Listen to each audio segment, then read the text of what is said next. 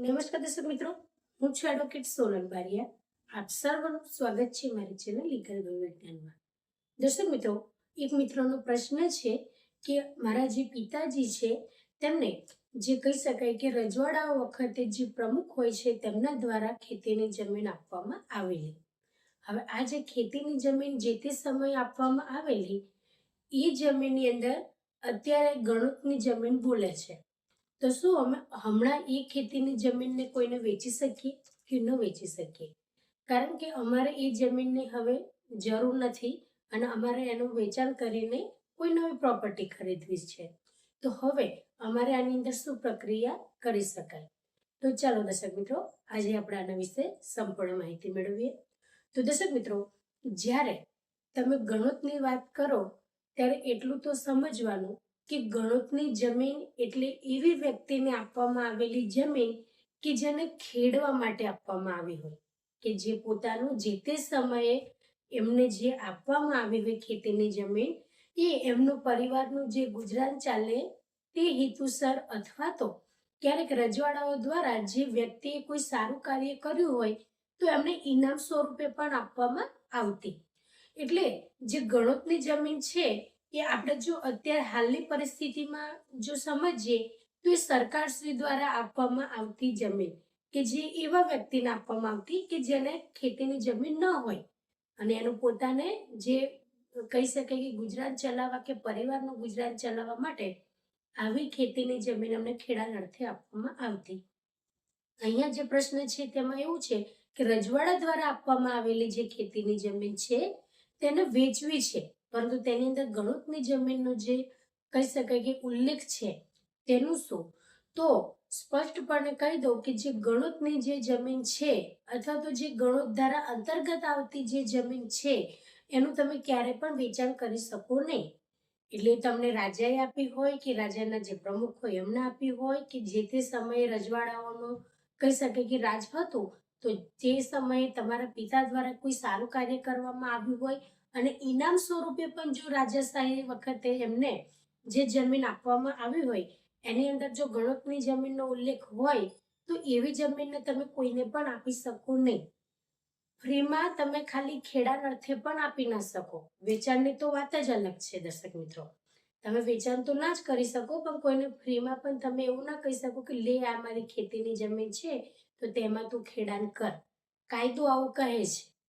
બાકી તમે એ જે ખેતીની જમીન છે તેની અંદર તમારા જે પરિવાર છે એ ખેડાણ કરી શકે છે. તમારા પિતાજીને જે તે સમયે ભેટ સ્વરૂપે મળી હશે તો એ ખેતીની જમીનની અંદર તમે તેમના વારસદાર છો, એટલે વારસદાર તરીકે બીજો હક તમારો લાગે. તમારો જે હક છે તે ત્યાર પછી તમારા જે કુટુંબના સભ્યો છે એ પછી એનો જે ઉપયોગ છે એ કરી શકે છે. પરંતુ જો અહીંયા આગળ તમારે એ ખેતીની જમીનનું જો વેચાણ કરવું હોય તો એ શક્ય નથી. લીગલી તો એનું શક્ય છે જ નહીં, કારણ કે જે જમીન તમે ગણોત ધારા અંતર્ગત તમને આપવામાં આવી હોય અથવા તો તમને ઇનામ સ્વરૂપે જે ખેતીની જમીન મળેલી છે અને એની અંદર ગણોતની જમીનનો ઉલ્લેખ છે તો એવી જમીનનું વેચાણ પ્રતિબંધિત છે. એટલા માટે તમે ઈચ્છો તો પણ તમે એવી ખેતીની જમીનનું વેચાણ ન કરી શકો. એ ભલે તમને રજવાડા તરફથી તમને ભેટ સ્વરૂપે મળેલી હોય અથવા સરકાર તરફથી પણ મળેલી હોય, તો એવા સંજોગો દરમિયાન તમે એનું જે વેચાણ છે એ કરી શકો જ નહીં. બીજી વાત એ છે કે તમે કોઈને એ દાન સ્વરૂપે તમે ખેડાણ અર્થે પણ ના આપી શકો કે લો હું તમને આ મારી જે જમીન છે એ હું તમને ફ્રીમાં ખેડવા માટે આપું છું, તમે ખેડી ખાજો. કોઈ વ્યક્તિને પણ જો તમારે આપવું હોય તો પણ તમે એ રીતે પણ તેનો ઉપયોગ કરવા માટે આપી શકો નહીં. કારણ કે ગણોતની જમીનનો મુખ્ય ઉદ્દેશ્ય જે છે કે જેમની પાસે ખેતીની જમીન જ નથી એવા વ્યક્તિઓને આપવામાં આવ્યું છે. બરાબર?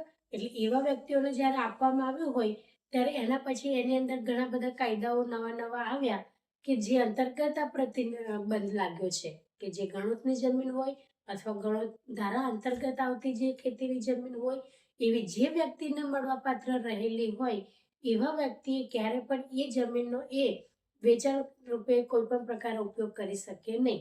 એટલે જે વ્યક્તિને મળેલી છે એ જ વ્યક્તિનો એની અંદર કહી શકાય કે ભાગ રહેશે કે એનો હિસ્સો કે અધિકાર રહેશે, અને કોઈ વ્યક્તિનો તે જમીન પર અધિકાર કે હિસ્સો રહે નહીં. એટલે આ જે કાયદા પ્રમાણે છે એ સારી પણ વ્યવસ્થા છે એવું કહી શકીએ. કારણ કે જે વ્યક્તિ પાસે ખેતીની જમીન ન હોય એમને ખેડવા માટે આપેલી હોય અને પછી ક્યારેક કોઈ વ્યક્તિ જો એમની પાસેથી કોઈ પણ રીતે બહાનું કાઢીને કોઈ પણ જગ્યાએ સાઈન કરાવીને પાછી લઈ લે તો એવા સંજોગો દરમિયાન જે બિચારા ખેડૂત છે એમને તો ખ્યાલ પણ ના હોય કે અમારી ખેતીની જમીન ક્યાં ગઈ. એટલા માટે દર્શક મિત્રો અમુક પ્રકારના જે ખેતીને લગતા જે કાયદાઓ છે તેની અંદર આવા બધા જે પ્રસંગો છે તે અંતર્ગત જે વ્યક્તિ જે ખેડૂત છે એ બિચારાને કંઈ ખબર જ ના હોય, ક્યારેક વધારે ભણેલો પણ ના હોય, તો એવા ખેડૂત પાસેથી તેની જે હકની જમીન છે એ કોઈ અન્ય વ્યક્તિ ના લઈ લે એ માટે ઘણા બધા કાયદાઓ ઘડાયા. જે અંતર્ગત આપણે કહી શકીએ કે આ ગણોત ધારાનો જે કાયદો છે તે પ્રમાણે ગણોતની જમીન કોઈ વ્યક્તિ ખરીદી ના શકે.